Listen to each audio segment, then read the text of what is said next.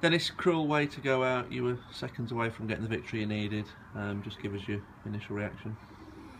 Just absolutely gutted, you know, for the lads, the supporters, the chairman. You know, it was there for us. You know, we got beat twice in a sense. We had it one in full time, and we had the penalty to go and win it in the penalty shootout. So, real hard blow to take, because I think over the two games we were by far the better side. You know, away from home, they've not had a shot, and we had good chances away from home. One of them now would have been, you know, really decisive for us. And obviously on the day we got ourselves in a 2-0 winning position. And when you look at the goals we conceded, you know, Max, who's been absolutely first class, he's just misgrudged a cross from a ball into the box, a free kick, and that got him off his line. He's missed it, and the fella's been able to squeeze it in from a cute angle. If it, you know, if obviously don't go for the cross, then he's there on his post and the ball can't get its way into the net. And then obviously the equaliser was just an absolute weldy. We were too deep at that time. You know, if you look, you know, Pigeon Mills and that were probably 6-yard box, and where the ball came in from, if they had been up on the edge of their box, then would have probably won the first header, if not certainly the second header, and the fella wouldn't have been in a position to overhead kick it. But you know, it's last knockings of the game, and you can't knock the players to where they were. They're just defending their position or their goal, and you know, we thought we was there because they didn't look like scoring. And I think the crucial time for us was the last 15 minutes of the normal time, because they threw so many people forward and just kept banging that ball down our throat, that when we won the ball we broke away 3 or 4 times, counter-attacking in really good possession, 4-on-1 situations, 3-on-1s, 4-on-2s. You know, we've hit the post in one of them, and we just didn't make the most of that 15-minute period when we kept breaking away, and you know, one more goal would have obviously killed it. So they're obviously throwing everything but the kitchen sink at us. They've got bodies, so many bodies forward, and when the size of their side they are, they're always liable to win a first header, and that puts the ball in and around the box, and that's how it turned out. It's fell to their guy, who's done an unbelievable overhead kick, and it's flew into the goal. So, you know, I think credit to our lads, because at the end of 90 minutes, when you've just conceded a goal like that, you can be on the floor, and we've now got to try and get through 30 minutes of injury time. But they've got it out of their system, and the first 15 minutes was tough and was against the wind again, but the last 15 minutes it was all us again, and we've had 2 or 3 moments there to get ourselves a goal. But like I say, I think overall the best team lost. I mean, that's fair to say from a neutral and unbiased point of view. We were certainly the better side over the 2 legs, but goals win games, and the amount of chances we had, probably 8 to their 2 or 3, we haven't took them and they have. So we haven't scored enough. So, you know, good luck to Chorley in the final. And all the more goal in that the final would have been at home. I think a lot of people thought you'd probably get through, but that you'd be going to Fylde in the final. But as it turned out, it would be Guiseley at home. Yeah, I mean, we could be playing in a real big week next week against a side that we've had a great result, 2 at home, obviously 5-1. But that's not to be now. So, you know, we've just got to now prepare for next season. You know, absolutely distraught, gutted. You know, because I said before the game, you know, you want the best team to win, and you don't want it to be controversial. And I think, you know, if you look at it, what people are mainly talking about now is a referee, and that shouldn't be the case. We should be talking about one side being better than the other and winning.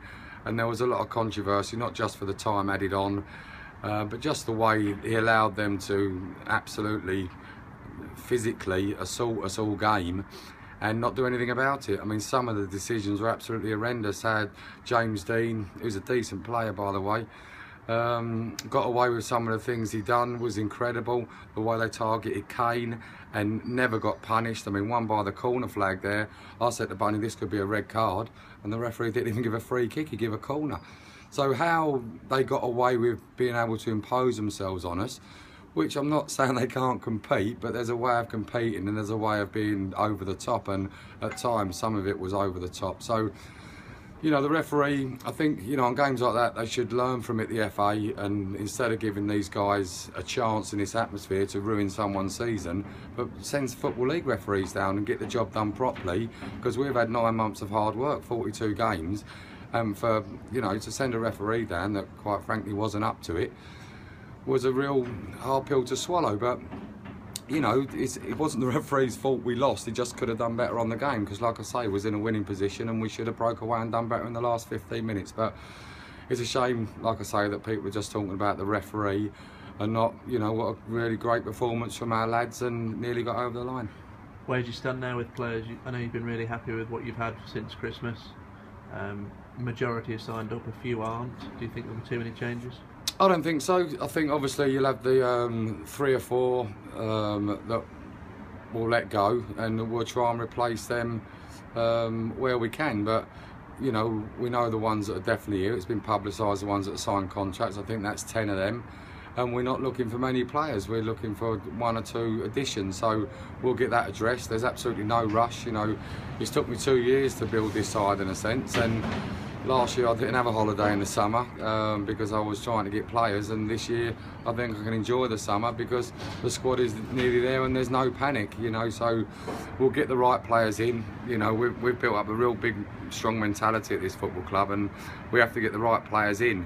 You know, we might not be the greatest not footballers, but compared to other teams where they've got recognised, established players, but we build them players, and players that come here generally flourish into top players. So other teams will now look at Boston and go, wow, they've got 6 or 7 top class players for this level, but when they arrived here they wasn't. So I think that's a credit to the mentality and the way we go about things, you know, with regards to team spirit, and that shows how much you can achieve as a player if you can, you know, you're mentally right and everyone's behind you. And everyone's been playing with knocks and niggles, your front 2 particularly. I think Dale's now awaiting an operation, so him and Jonah can go away and get themselves rested up and ready for the season that lies ahead. Yeah, I mean, exciting, you know, because for the last 6 weeks of the season, you know, Jonah and Dale have been struggling. They've got through week to week. And this game, obviously, from Dale's point of view, was a real toughie because he's had to play 2 times in the space of 2 or 3 days, and then it goes to extra time. But you know, even though Dale's hobbling around in that extra time period, he's one person that can score you a go out of nothing. So you can risk taking him off, but I need him for the penalties too. So it's a hard one. It was a hard one, but you know, they've gone down to 10 men, I think, for the last 7 minutes. So I think we could have afforded to leave him on just in the hope that he might just go and either strike one in like he normally does, even though he wasn't able to get around the pitch as well. But you know, the penalty situation as well when he scored our first penalty.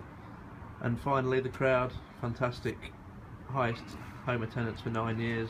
That's got to say something about where your team is at the moment.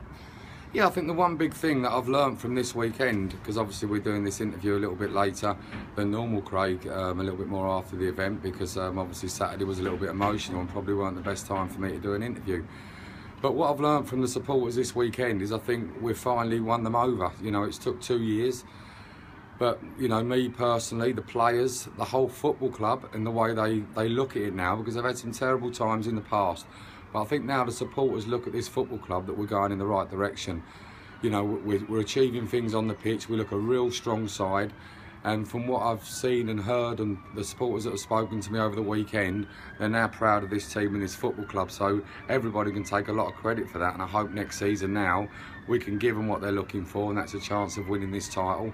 I hope the crowds can improve right from day one, and everybody can be excited moving into a new ground with a realistic chance of being in the National Conference. And I think, you know, the chairman, yourself, everybody involved in this football club, Jason, me, Katie, Bunny, the players, everybody, the supporters, for what we've achieved over the last 2 years, and that shouldn't go unrecognised.